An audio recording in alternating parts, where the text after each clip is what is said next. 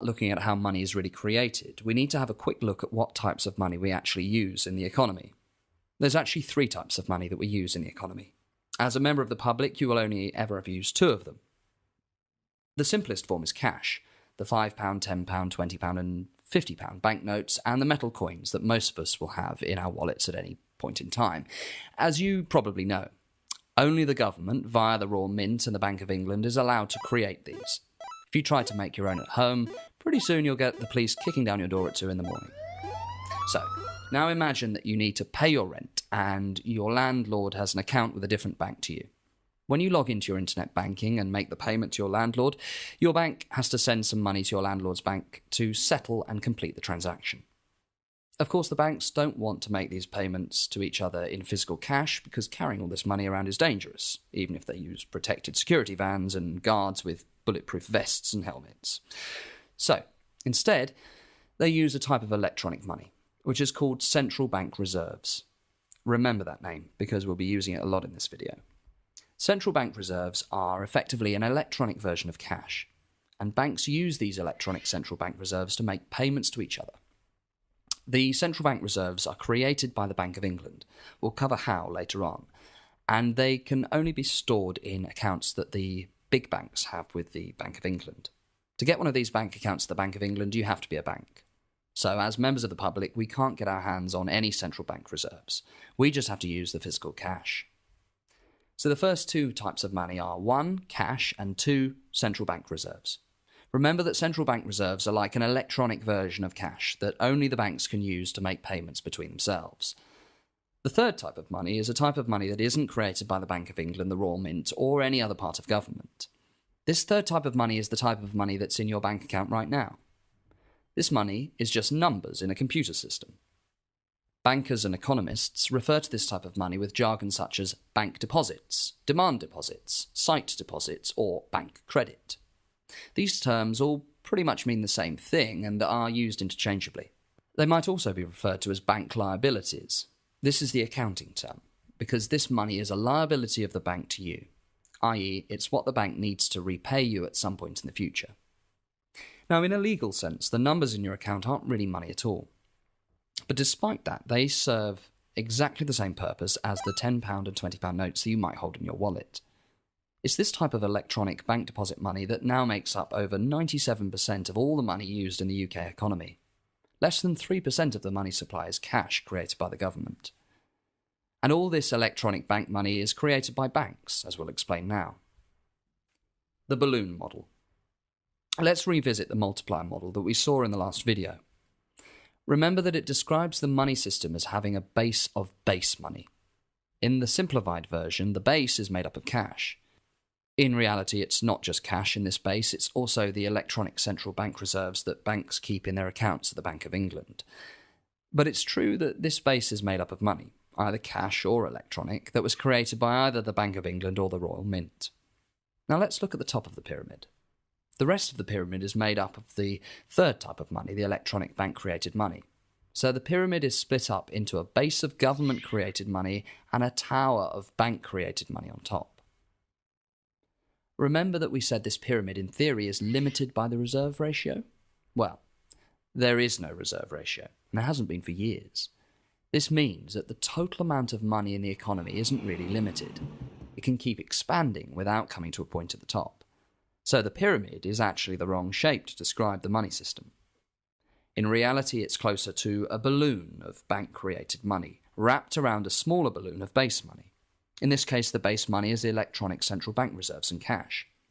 As we'll see in this video, the Bank of England has relatively little control over the total size of the balloon of bank-created money. They can't really control how much money is in the economy, even if they claim to be able to.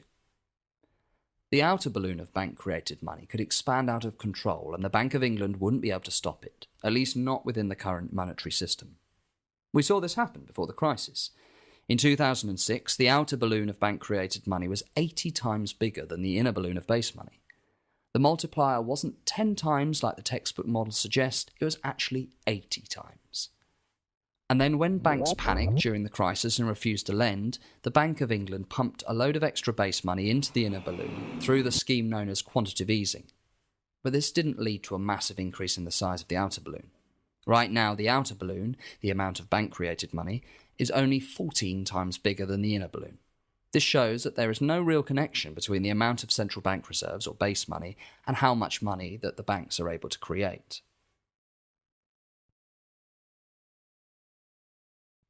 So what actually affects the ratio between bank-created money in the outer balloon and government-created cash and central bank reserves in the inner balloon? What determines how much money is created for the economy? The research that we've done suggests that the amount of money that banks can create is not determined by reserve ratios or by regulation or by the control of the Bank of England. The reality is that the total amount of money depends on the confidence of banks. If they're feeling confident, banks will create new money by lending more. And when they're scared, they limit their lending, which limits the creation of money. So the size of the outer balloon really depends on the confidence and incentives of the banks. Or to put it another way, the amount of money in the economy depends on the mood swings of bankers. Given that the amount of money in the economy can determine the health of the economy, does it sound like a good idea to have such an important thing decided by the mood swings of bankers? Probably not. Okay, back to the numbers in your bank account. These numbers are all created by banks. The vast majority of these numbers were created when somebody took out a loan from a bank. Let's see how this happens. A customer, who we'll call Robert, walks into a Barclays bank and asks to borrow £10,000 for home improvements. Barclays runs a quick automated credit check and decides that the customer can be relied on to keep up repayments on the loan. The customer signs a loan contract promising to repay the £10,000 plus the interest over the next 4 years, according to an agreed monthly schedule.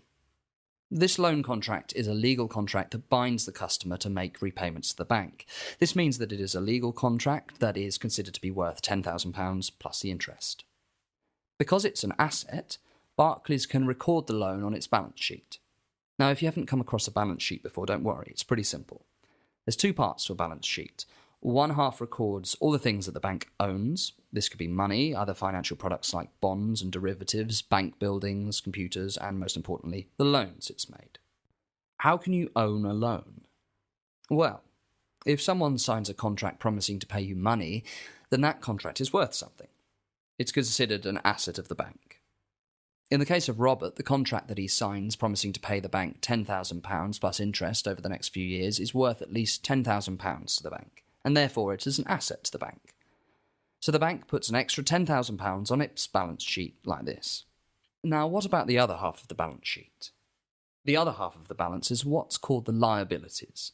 This is a record of everything the bank owes to other people.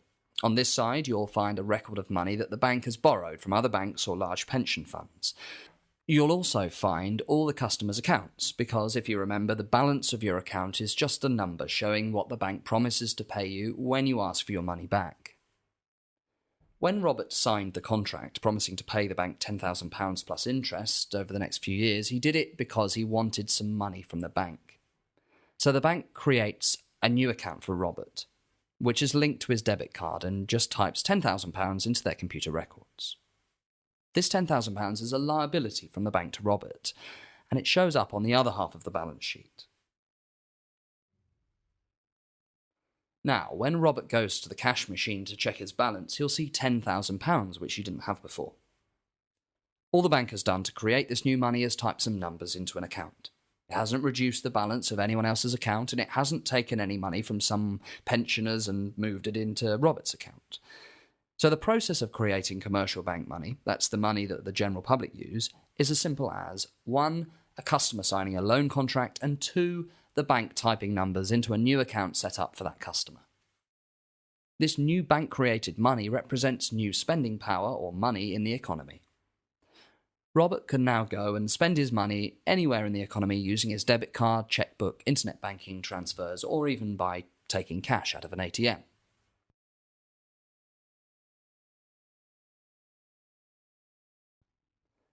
But there's a small complication.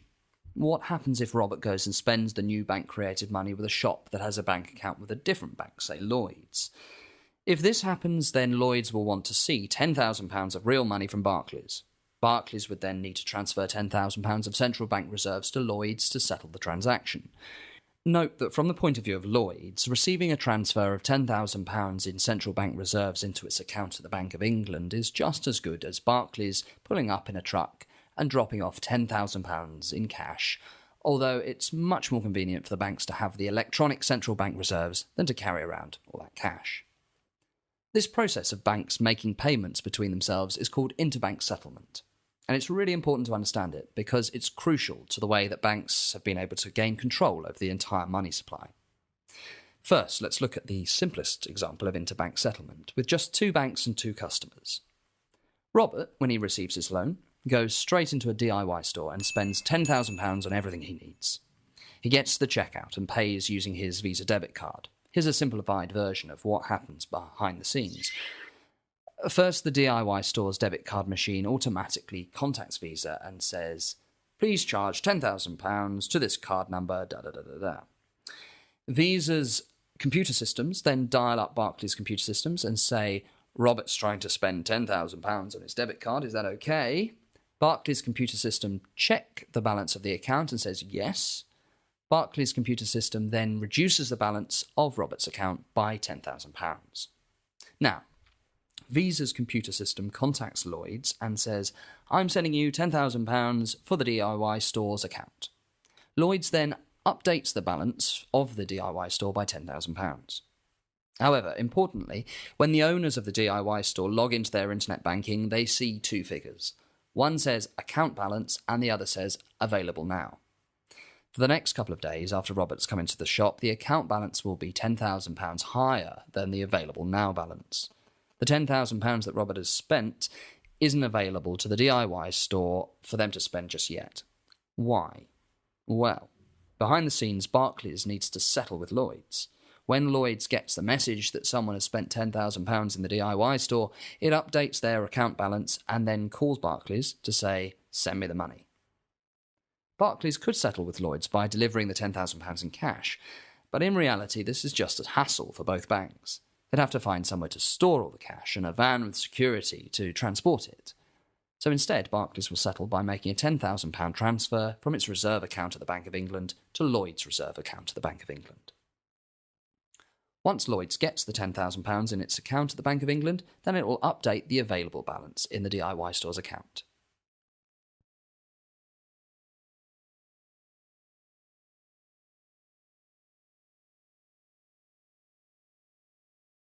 Now, this was a simple example that involved just one payment between two bank customers, Robert and the DIY store. Only two banks are involved. But in the UK right now, there's around 50 million people with bank accounts. Some of these people make more than one electronic payment a day, and they bank with over 50 different banks.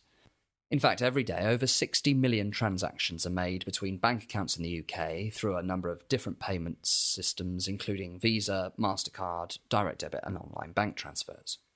If banks had to go through the whole hassle, in the example with Robert, every time someone bought a sandwich from a supermarket using their debit card, it would get very messy very quickly. But there's a clever way of simplifying the whole thing massively. It's called multilateral net settlement. When you have a lot of individuals and businesses all making payments to each other, that's a lot of money flowing between the different banks. So what the banks do, especially with systems like BACS, which manages direct debits and the type of bank transfers that you make via internet banking, is this. First, they put all the payments into a big computer database without actually moving any real money, cash or central bank reserve, about. Then, at the end of the day, or every few hours, they run a process to cancel out as many of the payment flows as possible. For example, imagine a customer at Lloyds sends his rent, £350, to his landlord's account at Barclays. But on the same day, a customer at Barclays sends his own rent, £400, to his landlord, who happens to be at Lloyds. The two payments almost cancel each other out, so after cancelling out, or netting in the official jargon, the only money that really needs to be moved is £50 from Barclays to Lloyds. Because there are millions of payments being cancelled out by this system, the amounts that actually need to be transferred between the banks at the end of the day are usually just a tiny fraction of the total value of the payments made. This is why, even though in 2007 RBS customers had nearly £700 billion in its customers' accounts, RBS itself only had £17 billion that it could actually use to make payments on behalf of those customers. This 17 billion was more than enough for the total netted payments that it would need to make at the end of the day.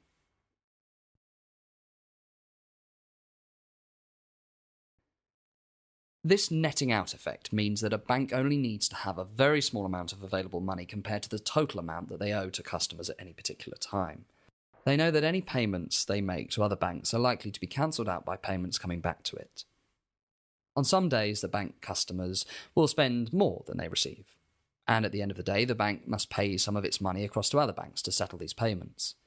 But on other days, customers will receive more in salaries and other income than they pay out, and the bank will end up receiving money from other banks at the end of the day. Over time, the total amount of money needed by the bank doesn't change much. The only time that they would actually need all the money that they owe to their customers is if customers were to panic and ask for all their money back at the same time. This is what happened to Northern Rock in the UK and Wachovia in the US, and it can destroy a bank very quickly. This process is what gave rise to the term fractional reserve banking, because banks only need to keep enough money to repay a fraction of their customers at any time.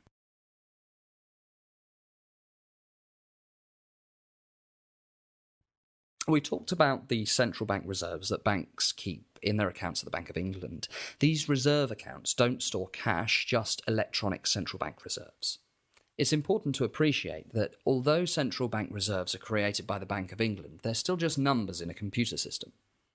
These numbers are just stored on a file very similar to an Excel spreadsheet, and we could create 1 billion of them in the time it takes to type out the number you see on your screen.